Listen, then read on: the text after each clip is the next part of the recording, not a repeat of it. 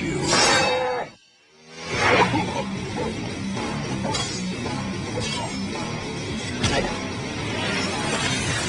It will consume you. Mortal Kombat Deception. Alright, I don't even think I need to introduce him because he's at Boon. Everybody knows. Do people stop you in the street? You know, somebody actually stopped me in the airport on the way here. No way. Yeah, 2 days ago. It was funny. What did they say? He said, "Aren't you Ed Boon or something like that?" And I used to play your game since I was in grade school, which kind of made me feel a little old and stuff like that. So. Yeah, well, you've been doing this for what, like 12 years? This game? Mortal Kombat's been, it was 92, 12 years ago when it first came out. So. Wow, yeah, I remember that, like being in the arcade, and I'm not going to give away my age, but I remember it. I guess saying like, in the arcade kind of dates it right there. Yeah, exactly. It's a few years old. Okay, well, let's talk a little bit about Deception. I mean, it's not just a fighting game.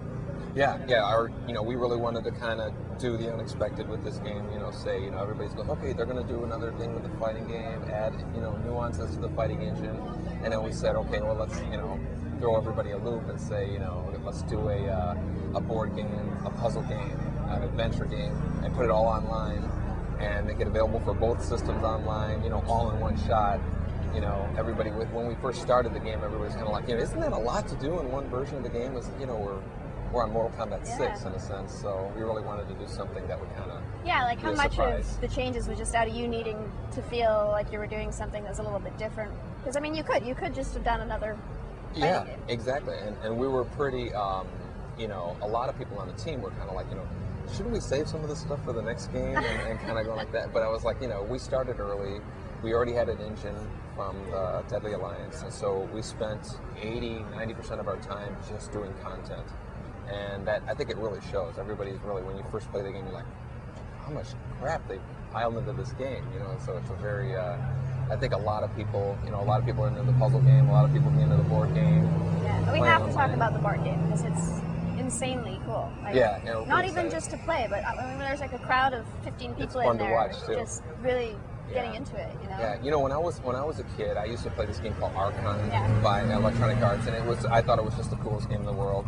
And I played a lot of Stratego, and I knew how to play chess and all that stuff. So we just kind of just combined all those games together, made this hybrid thing, and threw in the Mortal Kombat fatality thing and all that stuff, and then it just became, what Mortal Kombat chess is.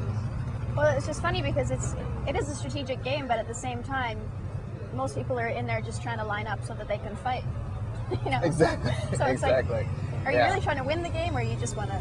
Yeah, it's kind of like a higher level game. If you don't want to just play match after match after match, you want to have a higher level strategy.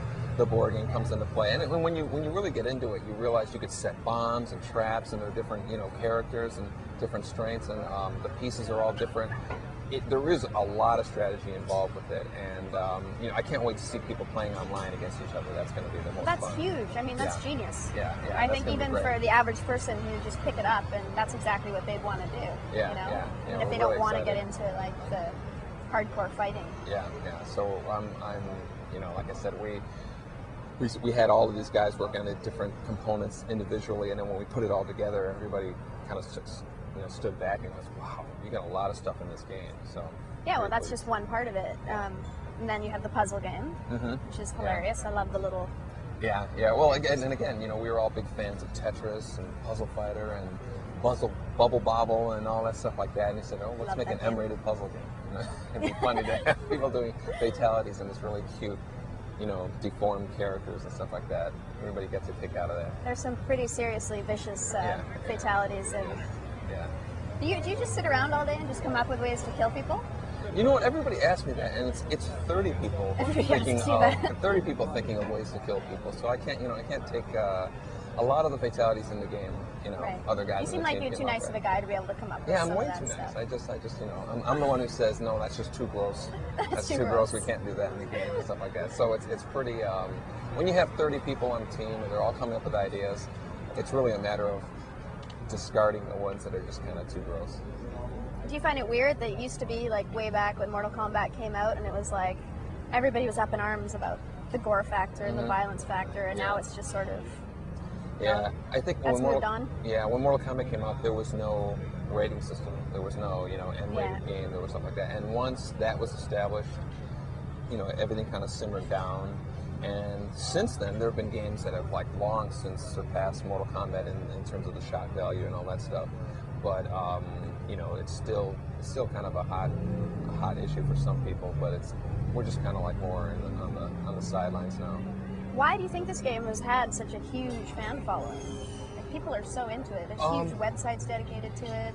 Yeah, I think it was a combination of the fact that at the time when we came out, we were the first digitized fighting game. Everything looked realistic, and all of a sudden we had blood in the game, and people were like, "Are you allowed to do that? Are you allowed to do something?" And so we had the shock value that got people's attention, and then there was a really fun play mechanic on top of there. And then there was everybody's parents saying, "Don't play this game." Right. And so, that just adds to wanting you combine to play those three together, and then people are just, it just became something that, I think a lot of people remember where they were when they first played Mortal Kombat or saw it, or skipping school to play it or something like that. And then there was the movie. Yeah. There was the movie was the second biggest August opening in history. I saw it in the theater, and I so wanted to be Sonya Blade. Yeah. It was awesome. So let's talk a little bit about some of the characters that are in Deception. Obviously, kind of true to the fans and have some of old favorites. Yeah, that's exactly. We've had so many Mortal Kombat games. How many characters total have there ever ever been? There's well over 50 characters that we've had, and every time we exclude somebody, we have people writing in saying, "Oh, you should have had Baraka in the game. You should have had Nightwolf in the game." And so for this one, we had a goal. Let's just be the nostalgic cast. So Baraka, Melina, Nightwolf, Cabal, all these kind of MK2 and 3 favorites. We said let's make them have a big comeback, and we introduced about 8 new characters, but it's really it's all about the returning favorites and stuff. And the response has been really good because everybody has their warm fuzzy feelings when they first play Baraka. So. But you also must have some of those hardcore fans that get really upset because of the storyline getting disturbed and. You can't have Sub-Zero come back, and you can't. You wouldn't believe it. I mean, it's like every chapter that we write of the story, somebody had a different view of the direction it should have gone, and then they say, you shouldn't have killed Liu Kang off. You should have done this, and then so it's kind of like a. And then if you bring him back, Exactly. In some ways, you can't win, but it's nice that people are passionate enough about it that they actually write to you and tell you about it. Well, that's interesting too, because you have the story mode now, so you're sort of giving, instead of, most of the story you ever get out of a fighting game comes from reading a screen. Exactly, yeah. This was the first Mortal Kombat game where we were really able to tell a detailed story, because, like you said, when you're just playing the arcade game or you're just fighting people, there's not many opportunities for us to tell a deep story. And so the Conquest mode is easily the best opportunity we've had to kind of elaborate on the whole backstory of Mortal Kombat. Was it strange to try and incorporate sort of standard arena style fighting into a 3D sort of adventuring Conquest game? Yeah, you know what, we purposely kept them separate. Right. So we said you're going to run around, you'll encounter somebody, and then when you fight them, it's the mechanic it's Mortal Kombat style, it's punching, kicking, all that stuff like that. And then you're back to the exploring Conquest mode. So keeping them separate, I think, was helped people, it wasn't something that was so unfamiliar to them. We didn't make them learn a new mechanic and everything like that, but we gave them the freedom to kind of roam around and explore. So what do you think is your favorite part in it, in the whole sort of my favorite part is it's weird. My favorite part is the fact that we did it all in one step. The fact that we did all this stuff and we have it online. There's nothing, to me, it's a riot just to go online and play somebody you've never played before, and you just have like them in on the old days. headset. Yeah, exactly. there was something about playing a stranger and seeing how well your skills kind of compared against them. That was a riot. I think that's why arcades were so big back then, and all that stuff together at the same time is what I'm most excited about. But what do you play? I play and Scorpion. I play Scorpion in the fighting game. I play Ermac in the puzzle game, and I'm really bad at the board game.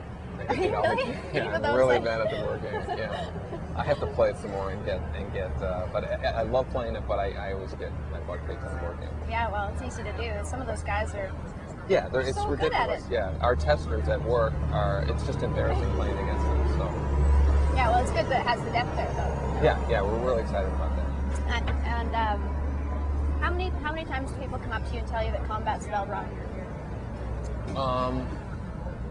They actually, what they tell us more is they say you spelled the word, if we spell the word can, C-A-N, they say you spelled it wrong. It's K-A-N or something like that. So we're slowly getting everybody to start Yeah, they're using starting K to accept more that often. it's probably going to be in the dictionary at some point, also known I hope as so. I hope Kombat's in with the a K. dictionary someday. Awesome. The game's going to be available October yes, 4th. October We're 4th. pretty excited about that. And the special edition. Oh, right. There's going to be I think there's like 4 Xbox special editions and 1 PlayStation 2, and it's a second disc. Right. It has a fully playable version of Mortal Kombat 1, which is very cool for the whole nostalgia. And it has a whole bunch of movies of what we call video trading cards, where we have people talking about their favorite character, and you see them kind of evolve from MK1 to cool. Deception. And like I said, there's 50 characters, so we already went through 25 of them with the video cards. What about Toasty? He actually doesn't have a presence in this game, which is like the one thing that I wish we could have had time to do. I guess you got to leave something for the next one. Yep. Yeah. MK7 for sure. Awesome. Can't wait to pick it up. Okay, great. Thanks.